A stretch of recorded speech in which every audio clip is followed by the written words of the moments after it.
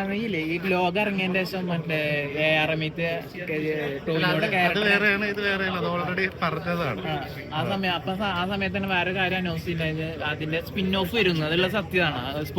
അല്ല, അത് ഏറെ അങ്ങനെയാണല്ലോ നിർത്തുന്നത്, അത് ഒബ്വിയസ് ആയിട്ട് എല്ലാവർക്കും അറിയുന്ന കാര്യമാണ്. അപ്പൊ എന്തായാലും വരും. എന്നത്തേക്ക് പ്രതീക്ഷിക്കുക? ഇല്ല, ഞാൻ അടുത്തതിന്റെ കുറച്ച് പരിപാടികളിലാണ്. അത് കഴിഞ്ഞിട്ട് അതിന്റെ അടുത്തതും ഒരു ഫാന്റസി ഐറ്റം തന്നെയാണ്. അത് ഫാന്റസി രാജുവേട്ടനായിട്ടാണെന്നുള്ള നമ്മൾ അനൗൺസ് ചെയ്യപ്പോഴത്തേക്ക് എല്ലാ മൊത്തത്തിൽ റൂമേഴ്സും കാര്യങ്ങളും മീറ്റപ്പ് ചെയ്ത കാര്യങ്ങളൊക്കെ പറയുന്നത് എല്ലാം വരും.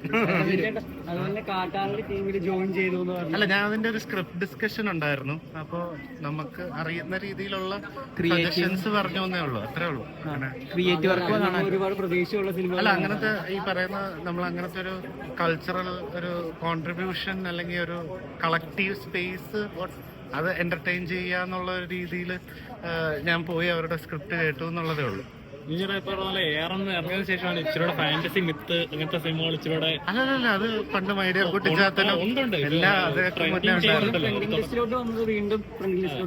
ബേസിക്കലി ഇങ്ങനത്തെ മിത്തും അല്ലെങ്കിൽ ഫാന്റസി ആയിട്ടുള്ള സിനിമകൾ ആൾക്കാർക്ക് കാണാൻ ഭയങ്കര ക്യൂരിയോസിറ്റിയാണ്. അപ്പോൾ അതെന്നും ആൾക്കാർക്ക് ഇഷ്ടപ്പെടുന്നതാണ്. അങ്ങനെ ആൾക്കാരെ എന്റർടൈൻ ചെയ്യുക എന്നുള്ളത് തന്നെയാണ് ഞങ്ങൾ ശ്രമിക്കുന്നത്. ഏറമിന് മുന്നേ വേറെ എന്തെങ്കിലും ഒരു സാധനം കാണും. ഏറമിനെ വെല്ലുന്ന ഐറ്റം തന്നെ ഒരു ഫാന്റസി സാധനം തന്നെ രാജുവേട്ടൻ കോംബോ പ്രതീക്ഷിക്കാൻ പറ്റും. എല്ലാം വരും.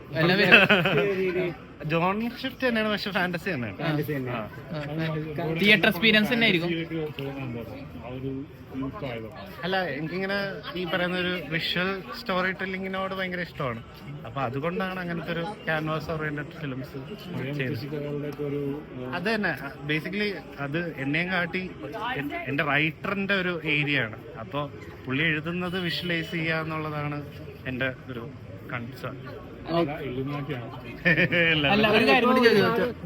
ഇപ്പൊ ഒരുപാട് ഡയറക്ടേഴ്സ് ഫസ്റ്റ് ഒരു ഫിലിം ഡയറക്ടർ ഡെബ്യൂ ചെയ്ത് കഴിഞ്ഞാൽ ആ ഒരു ജോണറില് അവര് പ്രാഗൽഭ്യം തെളിയിച്ചു.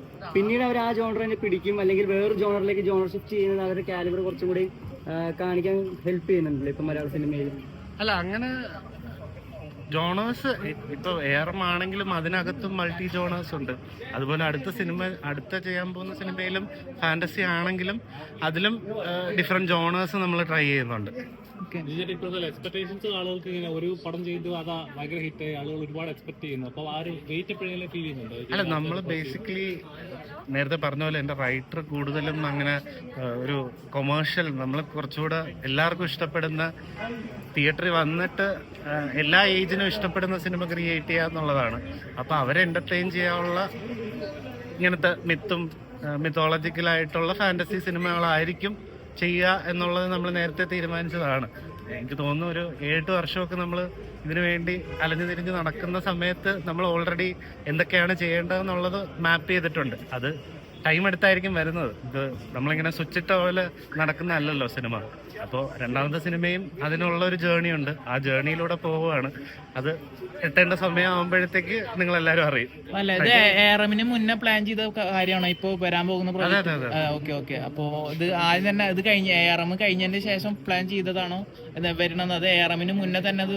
അല്ലല്ല, ഏറമിന് മുന്നേ തന്നെ അടുത്തത് ഇന്ന ഫിലിമാണെന്നുള്ളത് നമ്മൾ ചെയ്തിട്ടുണ്ട്. അപ്പൊ നമുക്ക് ഒരുപാട് കാര്യങ്ങൾ നമുക്ക് പ്രതീക്ഷിക്കാം. അപ്പൊ നിലവിൽ ഈ വരാനുള്ള കൂടാതെ തന്നെ കുറെ പ്രൊജക്ട് പ്ലാനിലുണ്ട്. അങ്ങനെ കുറെ എല്ലാം ഈ പറയുന്ന എന്റെ റൈറ്റർ ഇതെല്ലാം കുറെ എഴുതി വെച്ചിട്ടുള്ളത് കൊണ്ട് അതൊക്കെ സിനിമയാക്കുക എന്നുള്ളതാണ്